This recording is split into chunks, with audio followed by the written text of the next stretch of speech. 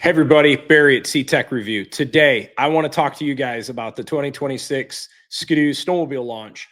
A lot of anticipation. If this is the first time you've watched a snowmobile launch, it's an exciting time of the year, always around mid-February to early March between the different manufacturers when they're launching their new latest and greatest stuff. Some years you see big changes, new engines, turbos added, new suspension. Some years it's bold new graphics. You'll see the term B&G if you're in the snowmobile community. But as a snowmobiler for the last 15 years, I've always loved the moment when I watch the launches. There's so much hype around it every year. It's a lot of fun. And in the last few years, it's exciting as someone being in the power sports world or cars.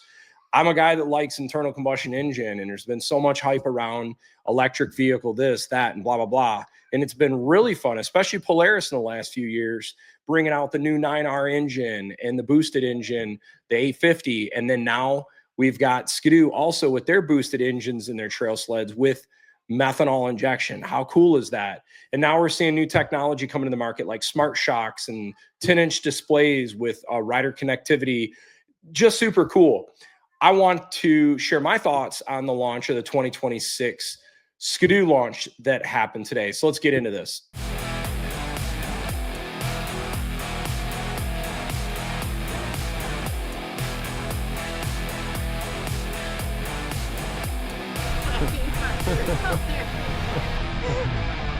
Okay, so this is it. When you watch the launch from Ski-doo today, the Expedition, a utility snowmobile, was the big deal this year where they're trying to bring more versatility. And they also did some really cool lightweighting mods. So let's kind of just show you what has happened for 2026. So we look at the lineup. So if you're not familiar with Ski-doo, they break it up into different segments. You've got deep snow, which is what you're going to ride in the mountains out west. You've got your trail sleds. You've got crossover, which is like a mix and ways between your trail and deep snow. And it's interesting because the Expedition is now considered a crossover. Normally, it was just always the backcountry for the last 10, 15 years. I used to have a backcountry, really cool machine. And then you have the utility. So they have the Tundra and Scandic, which would what you'd use for ice fishing, or you live in Alaska, and it's a tool for utility use in the wintertime or in other countries, Canada, obviously. But now they're adding this Expedition into this area. And it's funny because my first thought when I thought of the Expedition was, well, that's interesting. Polaris has an Expedition. They're side by side. So I'll be real curious to see if Polaris and Ski-doo have any issues with trademarked or any copyright issues with the name Expedition. And then the mid-size sleds, you've obviously got the Summit and the Neo. The Neo is something they brought to the market the last few years. And I thought this was super cool when they did, because the whole theory was, let's make a lower cost snowmobile for people to get into the sport, because a lot of people don't want to spend $18,000 to $25,000. Look at these starting prices, $8,000. That's awesome. It's been a really long time since we've seen snowmobiles that affordable. And then obviously you've got your youth size sleds, the 120s, 200s. And this is the big one, guys, that has been added for this year. This was a rumor people were talking about, but now we have it. The Grand Touring and the Expedition in electric, an electric snowmobile.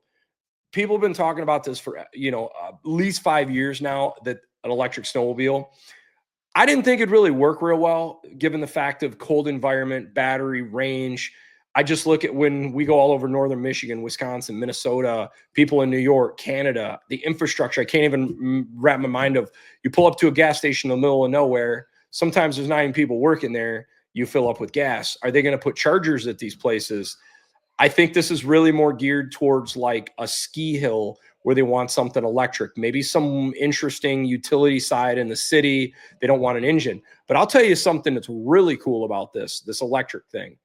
One of the things I think is neat with electric, if you're in the hunting space, guys that want to get into some areas with a quiet engine, I've seen this with the electric e-bikes.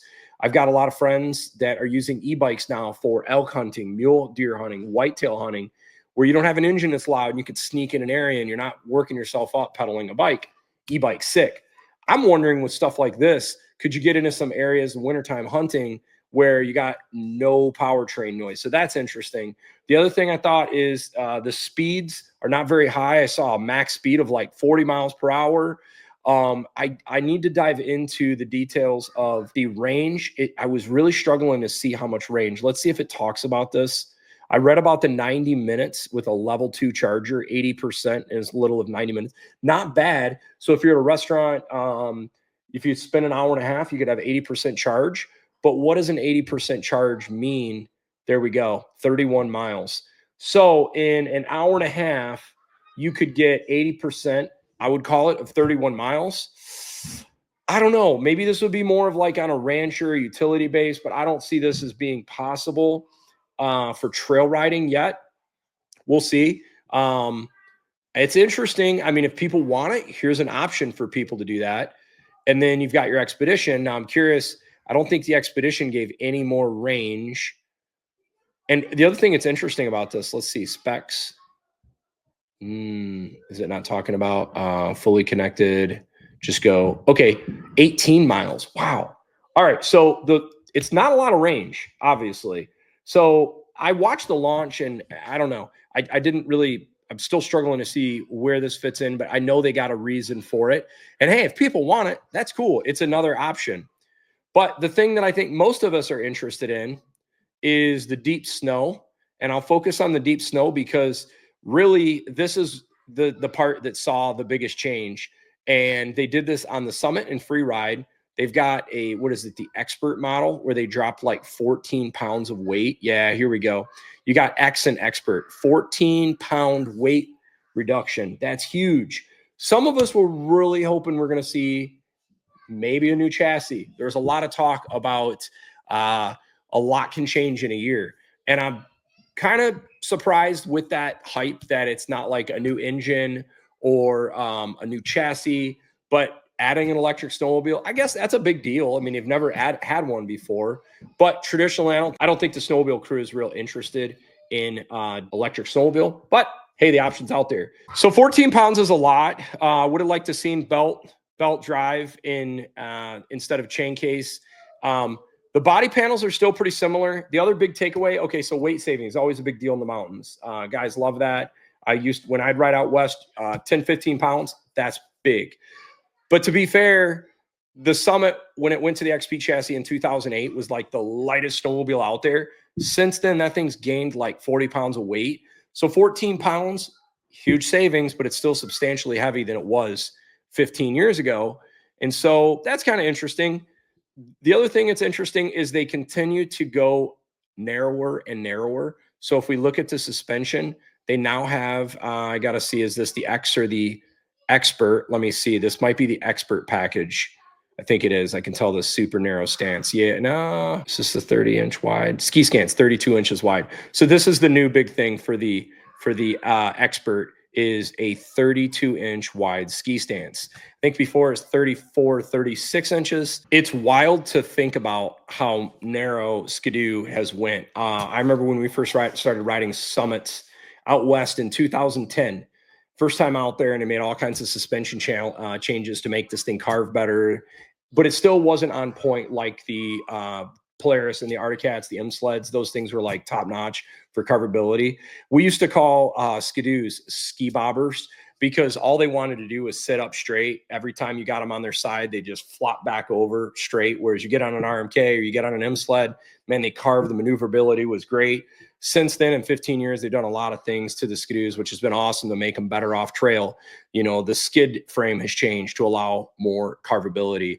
But they just keep making the narrower stance. And I feel like, is that the answer? Are we just at some point just going to go to one ski in the middle? I mean, it seems like we're getting there closer and closer. But I just wonder, is there a chance that we are going to see Polaris come out with their stuff and then Ski-doo's like, oh, just playing, here's our new powertrain options? I don't know. It would be really fun. I love those kind of games, go back and forth. We've seen in the automotive world, we've seen Ford, GM, and Chrysler. Some of these play that game the last 15, 20 years. It's been fun. Maybe we'll start seeing that in the snowmobile world. The one thing that concerns me, though, is the situation that Arctic Cat is in right now. People don't know, is the company going to survive? Everybody really wants them to survive. As a consumer, even if you don't like Arctic Cat as a snowmobile brand, I get it. You still want Arctic Cat to survive, because if this industry goes down to two companies, Ski-doo and Polaris, The one thing I can guarantee is when you reduce the amount of competitors, prices go up. We'll see prices are already ridiculous on these things, $17, $18, $20,000, or 25 when you start adding, more options in the turbo motors. So if a competitor goes out of the market, it's very likely we will see that, unfortunately, prices going up. So let's hope for Arctic Cat to get new ownership. And in full fairness, that new Catalyst chassis is sick. I love it. I think it's the best looking snowmobile out there. So, okay, so there's your Summit X Expert. You can kind of see generally no engine changes, some suspension changes, some skid changes, weight reductions, narrower stance. I wouldn't call it bold new graphics, but not that crazy. Now, let's look at our trail sleds. Some trail sleds, there were some changes on the Renegade. That was the big deal. Some body changes. They made some suspension improvements. They all models updated to the new, I think they call it RAS ZX suspension. I gotta make sure I'm saying this correctly. It's what changed in 2025. Front suspension. Yeah, there we go. RAS RX. So that's new suspension. It came out in 2025. A lot of people like it. I haven't driven one yet to say, but I've ridden a lot prior to into 2024s I thought were awesome. So 2025 is probably even better. Plus, I believe they went to the new ski in 2025. There is the new ski option. So that's pretty neat as well. So not huge, not a big deal there, unfortunately. MXZ, I'm going to call MXZ in a lot of ways bold new graphics. What I would have liked to have seen, and I want to see if this is the case, did we get, okay, so all the models now got the RAS RX front end. That's good. It's not just XRS and X package. That's good. What I wanted to see was Ski-doo going away from their Smart Shock semi-active. 3 of the 4 dampeners, the shocks on the MXZ XRS competition, turbo, non-turbo, is a Smart Shock. So you can adjust the settings on the handlebars. Very cool, but it's only 3 of the 4 shocks. The 4 shock is just a standard passive shock. I would have loved to have seen that 4 shock be integrated into that. I did not see any talk about that. Maybe I missed that. Okay, not a big deal. I'm not seeing any talk about any horsepower changes, any clutching changes. Maybe there were some improvements. We don't know. We do know that the rollers were upgraded on the turbo models for 2025 for the secondary clutch, because that is a problem. And funny enough, on our last snowmobile trip, our 2024 Ski-doo XRS with 300 miles, secondary rollers failed less than 400 miles on a sled. Big disappointment. Fortunately, one of the dealers got us up and going the next day. So not a big deal there, but that was a bummer. I'm curious if they talk about that. I didn't see anything in launch about that. The Neo sleds, now everything is kind of switched over to the Gen 5 chassis. Another big takeaway is prices didn't go up. That's great. I'm glad to see we didn't see prices go up. I don't think the industry can take a whole lot more big price increases because it's already an expensive sport as it is. So we'll see where things come of that. I had heard rumors, and I might have missed it on the launch, that there was talk of a spring check only. I'm hoping that's not the case, but I could see them doing it for a year or two to bleed out the inventory that's sitting out there. They got a lot of inventory. Dealers are sitting on a lot of inventory. So what do? If you got a lot of inventory, you stop production, you slow down production to increase demand. These guys are playing the exact same game that the car manufacturers are, and that's reducing manufacturing to keep prices high. Sadly, this is just the reality of the world. It is what it is. So I'll be curious if that's the case, if they just do that for a year or two, or is this going to be the space moving forward? I hope it's not snow check only, because you can pretty much guarantee dealers won't have stock, and it will force prices up. The other big thing, the digital display. They did make some changes with built-in GPS, group ride, more communication for the 26 model. This would be good. It's a really nice looking display. I'm hoping they add more usability interface. It's sweet. I just still struggle with that display as making it as easy as the Polaris ride command system. It looks good. So that'll be exciting to see. That's really it, guys. I mean, display upgrades across the board. Trail sleds got the RAS RX suspension, new skis for the trail sleds, some display upgrades, summits, weight losses, some suspension changes, narrower stance, no new powertrains. I didn't see much talked about as far as clutching not a new chassis. So what will be fun is to see what happens here in about 2 weeks with Polaris. Will their reveal bring a more competitive space? And then is Ski-doo going to bring out some more stuff? I don't know. Time will tell, but it'll be kind of fun to see the launch over the next few weeks and get feedback. From what I saw on the different Facebook pages and forums today, people were kind of like, I'm kind of disappointed. A lot can change in a year. It's not a lot of change to most people. So, hey guys, I hope you enjoyed this video. It's one of the first videos we've done on snowmobiles. It's something I really much enjoy. I hope you guys find it helpful. Thanks for watching.